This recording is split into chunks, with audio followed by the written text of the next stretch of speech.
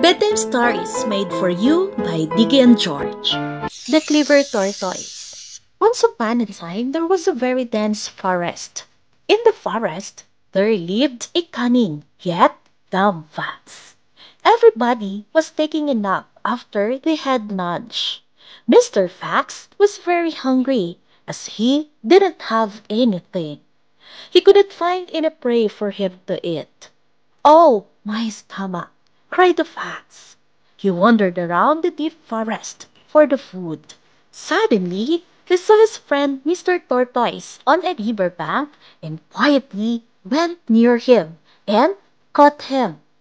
Mr. Tortoise was afraid and didn't know what to do, but was not able to eat it.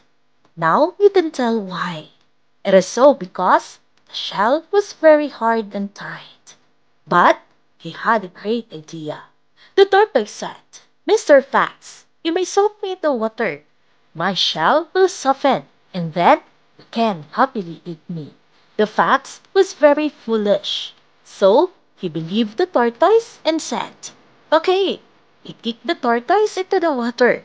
The tortoise slipped away from the fox and swam to safety.